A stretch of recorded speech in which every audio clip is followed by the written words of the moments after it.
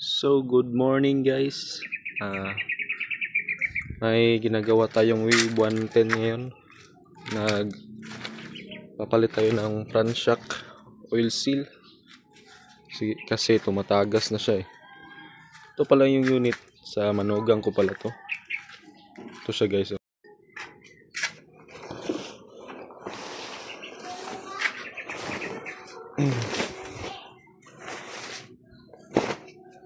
Wave pala to. Wave 6. Issue pala nito is tumatagas na yung front shock niya.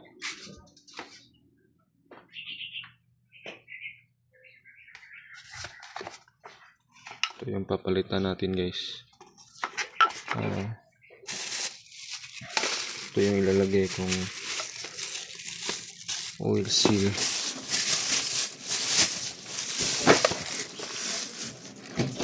Ito yung ilalagay natin guys. Smash 115 pala to.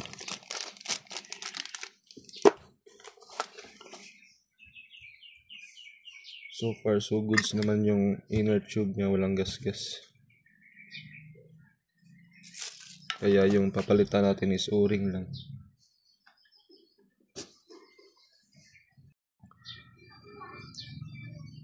Sa case pala nito guys is sumasabay yung allen bolt niya pag niluwagan ko. So technique ko nito guys, meron kasi akong ganito na pyesa, yung limbas. Sakto naman sa loob na yung alcontra ng inner tube. Ito yung nilagay ko sa butas para mag-lock siya. Then ginamitan ko ng adjustable dito sa ibabaw niya. Sige guys, tingnan nyo lang guys.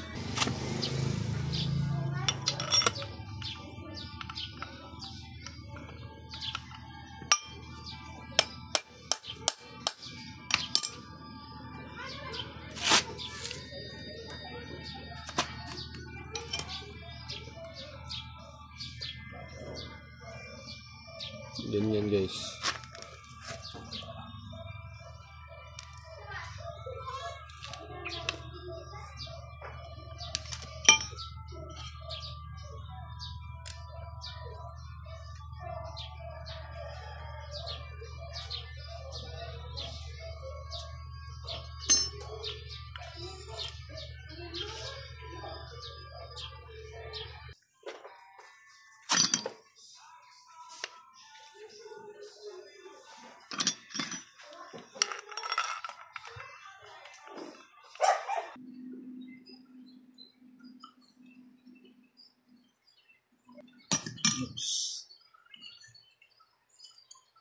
Guys. So mga boss, skip muna natin yung pagtatrabaho nitong Wave kasi medyo masama yung panahon ngayon. Umuulan dito sa amin. Hindi makalabas boss kasi maulan dito sa amin. Ito yung panahon. Yung ginagawa natin Wave 110 front shock, leaking po siya.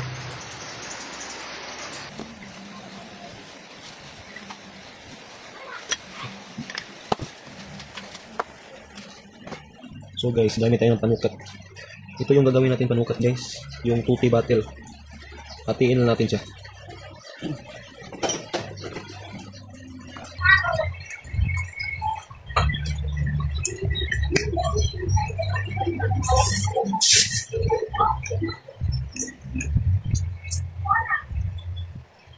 Ito yung gagamitin natin for oil guys, tutti. Kasi tested ko na to eh. Ito yung gamit sa Sniper MX ko.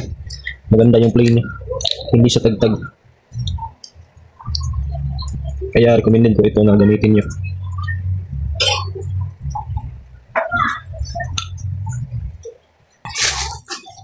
So guys, ikakabit natin yung bagong torque seal sa Smash 115 pala to guys. Genuine.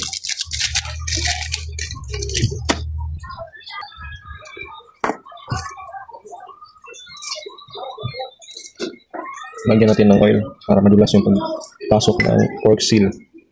Para madali siya ipasok.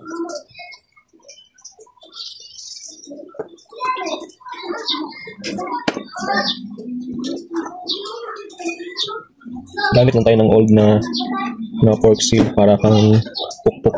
Kasi hindi siya pwede i-direct sa fork seal kasi nasisira yung fork seal na bago.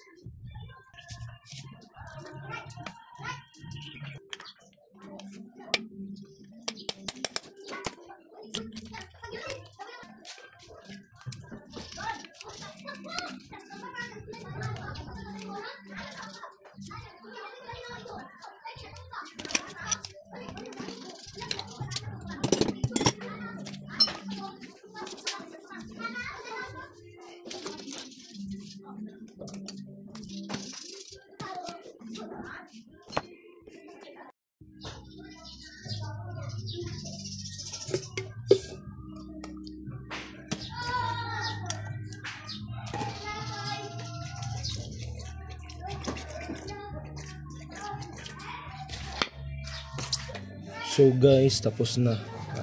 Kakabit na natin to. Let's go. So guys, ikakabit na natin yung front shock natin.